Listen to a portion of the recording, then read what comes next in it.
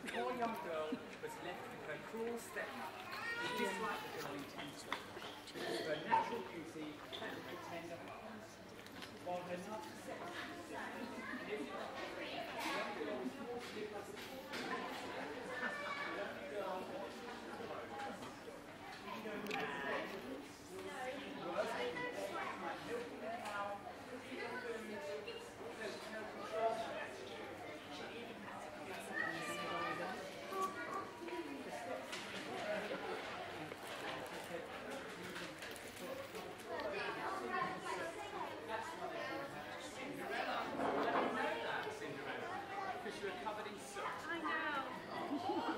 So from that day forth, she was known as Cinderella.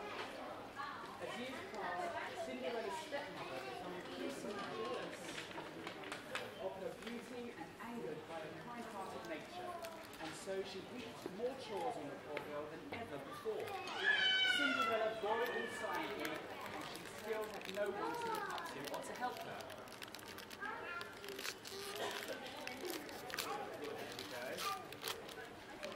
So meanwhile, the king of this land had a problem of his own.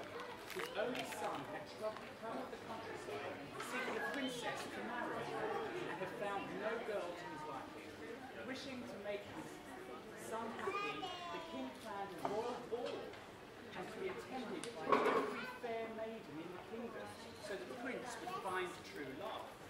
He sent messengers far and wide across the land to extend his royal invitations.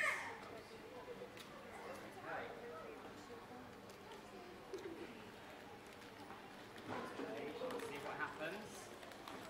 Ooh. Wow. Yeah, they're up in Cinderella, aren't they?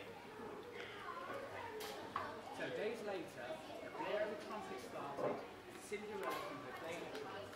Outside the house, a young man bearing the royal coat of arms bowed to Cinderella and handed her the royal invitation. Despite her ragged clothes, she flew inside to tell her stepmother and her stepsisters of her exciting news. Sneering, her stepmother snatched the scroll from Cinderella's hand. Her beady eyes quickly scanned the words. "This invitation is not for a wretch like you, Cinderella," she snarled. Boo, that's nasty. "It calls for ladies of distinction, and I only see two here." She smiled, and her two daughters who giggled at their mother's insult. In no time, immediately, and Cinderella was put to work, dressing up the stepsisters for the prince's royal bed.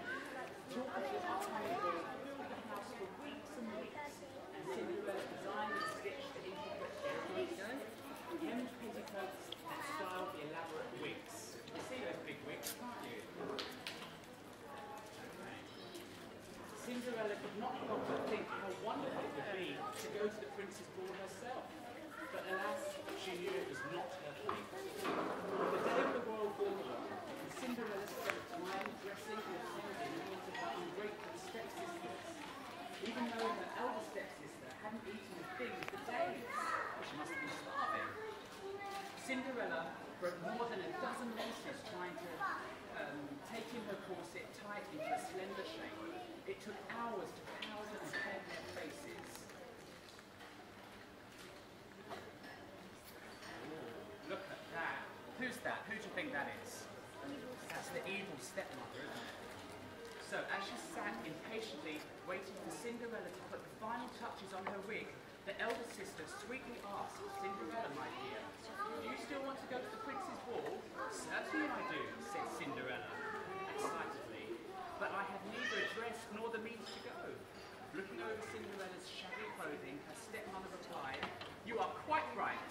Besides, why would a dashing prince invite a miserable creature like you to the royal ball?" "Oh, Cinderella.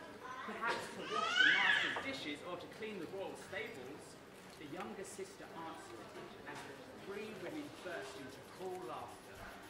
The words stung bitterly. Cinderella had been nothing but a slave to them, and after all her help in preparing them for the ball, they still mocked and belittled her. With tears welling in her eyes, Cinderella dropped the hairbrush she was using and ran from the house. As the sun set, her stepsisters and stepmother pulled the coach to the ball. Still gloating over Cinderella's humiliation watching her from that attic window. Cinderella wept herself to sleep. Oh. Let's have a look. Oh, look, there's the stepmother again. Cinderella failed to notice a twitch behind the rose bushes outside, and in a flash, a kindly old woman dressed in a robe that twinkled like stars came to comfort the weeping girl. "Dear child," asked the strange woman, "why are you crying so much?" "Oh, I wish I could go to the ball," said Cinderella. Cinderella stopped. "For just one night, I want to leave this place and be happy again." The old woman smiled. "Well, it happens. I am your fairy godmother, and I will do everything to make your wish come true." Putting an ivory wand from the folds of her dress, the fairy godmother motioned back to the garden. "Now, fetch me a pumpkin." So Cinderella went looking for a pumpkin. And guess what happened to the pumpkin? It turned into this. Pumpkin. Wow, a big sparkling coach. So Cinderella immediately gathered the plumpest pumpkin she could find and laid it before her godmother. With a strike of her ivory wand, the fairy godmother created this pumpkin. "Now bring this You go near there and I can say something. said the fairy godmother. "We need something to pull this carriage." Following her grandmother's request, Cinderella rushed from the barn carrying a large mousetrap filled with 6 scurrying white mice and a fat black rat. Can we see the rat? There it is. Oh, look at that big rat. As the mice left, they opened the trap. The fairy godmother gave each little tap with her magic wand, turning them all into dashing snaps and squeaking nets and patching ribbons. When the trap stood open, the fat black rat poked his twisted head out to see what was causing all the commotion. And with another flick of her wand, the fairy godmother turned him into a fat, jolly coachman with a shiny black beard. "Look about," the fairy godmother said to Cinderella. "I think I see 6 lizards near the rose bush. Please bring them to me." Shall we see the lizards? Oh, look at those lizards. Cinderella had no sooner done that than her grandmother turned the lizards into 6 footmen dressed in emerald gold. Look at them all. They're smart, aren't they? She then said to Cinderella, "Now, my child, you are off to the prince's ball." But Cinderella looked down at herself. "Oh, let's have a look. Cinderella, that's what you're wearing. That's no good, is it?" "So I fear not," said Cinders. "Not even a court jester would be allowed into the royal palace looking like that." "Oh my God, I forgot," said her godmother. With a merry laugh, she touched Cinderella with her ivory wand. Ding! Mummy, Let's see what happens when she touched her with her wand. Oh, look. Look at that. The dress. At that instant, the 3 bare rags turned into a glittering gown of silk, and jewels and ribbons. And on Cinderella's feet were a glistening pair of dainty glass slippers. The fairy godmother paused to admire her work. "I have but one warning, my child," she said to Cinderella.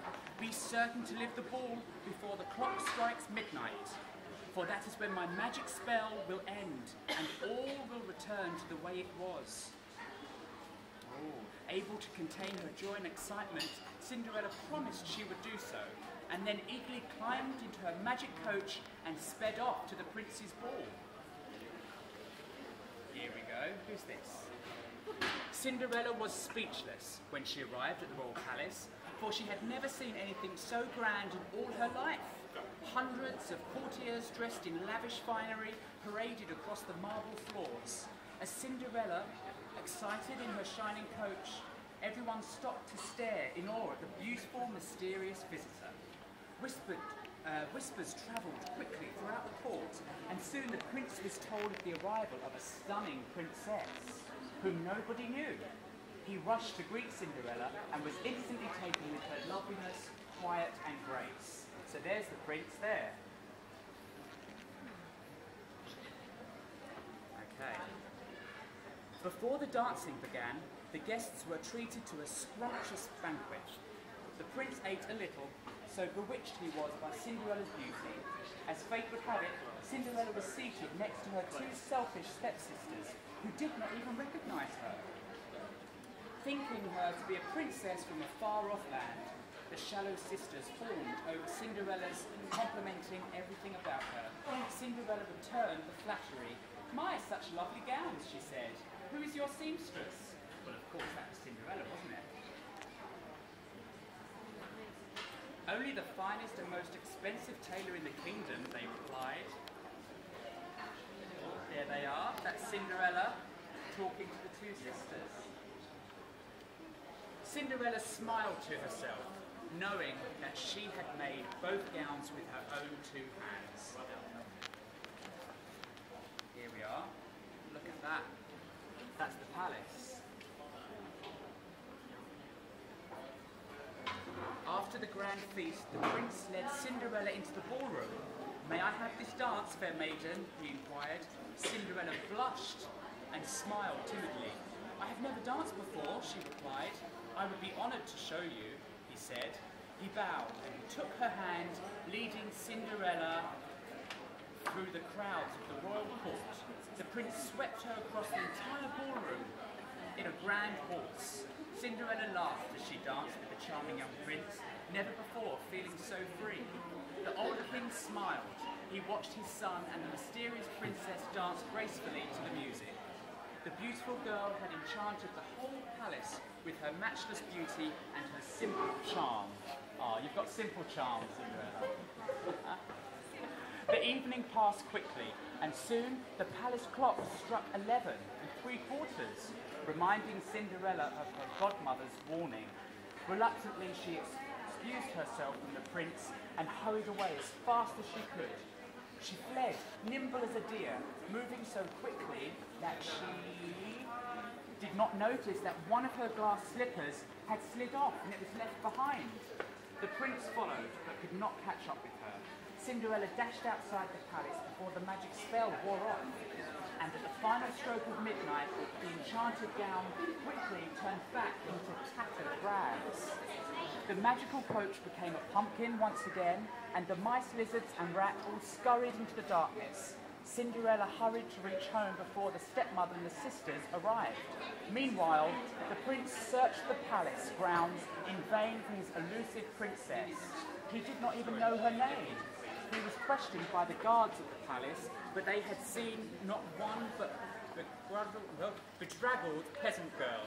The only clue to finding his princess was the single glass slipper he left behind. So the prince decreed he would marry the girl whose foot fit the shoe. He began a quest throughout his kingdom to find the mysterious girl he had met and lost. Soon, many maidens tried on the slipper, but no one was successful in getting it to fit. Weeks later, the prince's entourage arrived at Cinderella's home, having returned to her life of hard labour. Cinderella knew little of the prince's quest and was surprised to hear the blare of royal trumpets. Excited, she ran to meet the prince and his entourage, but her stepmother blocked her path. Through clenched teeth, the wicked woman whispered, "One of my daughters will marry the prince, and I do not want a filthy little urchin like you getting in the way." And she locked the poor girl in a broom cupboard, while the two fat stepsisters flirted unsuccessfully with the prince. There they are. Can you see the horrible stepsisters? They're trying to make the shoe fit. "Oh, my sweet prince, you have found my shoe," the older sister said, and she tried on the glass slipper. However, her foot was far too fat. The younger sister chuckled. "My sister is mistaken, my dear prince," she said, "for the glass slipper belongs to me." But like her sister, her foot would not fit the dainty glass shoe. What happens next? Relieved that neither of the girls fit the slipper, the prince rose to leave the cottage. Cinderella, still locked in the broom cupboard, realised it was her last chance for a life of freedom and happiness. With all her might, she kicked and pounded the cupboard door and yelled at the top of her lungs, hoping someone from the prince's entourage would hear her. Soon enough, the prince did hear the commotion. Ignoring the feeble excuses of Cinderella's stepmother, he opened the heavy cupboard door to find a beautiful servant girl in tattered clothes. "Your Majesty, I would like to try on the shoe," she said with confidence. There she is. Oh, and look what happens. The glass slipper slides over the foot. Can you see that? Her stepsisters burst out laughing, but the prince looked at the ragged girl and saw something more. She smiled and said, "Every maiden in the kingdom must try, as it was my decree." The prince knelt down to fit the glass slipper onto Cinderella's foot and discovered that it fit perfectly. Astonished, her two sisters wailed in disbelief. Magically, as if her fairy godmother's spell had been cast again, Cinderella's rags turned to splendid finery. The prince jumped to his feet to embrace his lost love. Ah, there we go. And they ended happy ever after and lived in a big castle like that.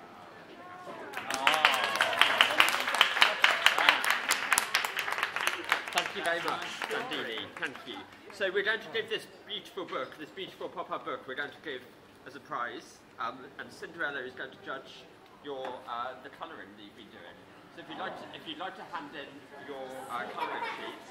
Make sure your name's on it, everyone. Put your name on it. Put your name on it. Everyone write your name on the colouring sheet. Guys, write your name on your coloring sheet. Okay.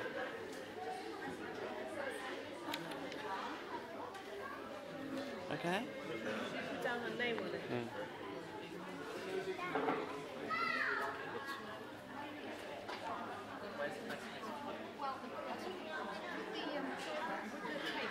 Yeah. Thank you very much. Oh, thank you very much.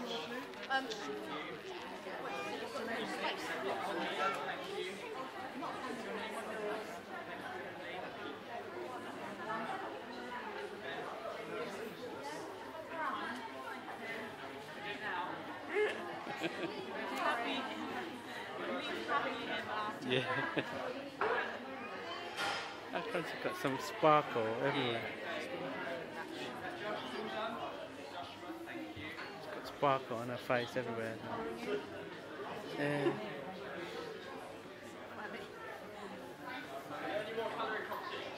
And then, since you were grabbed the book, I read it for you.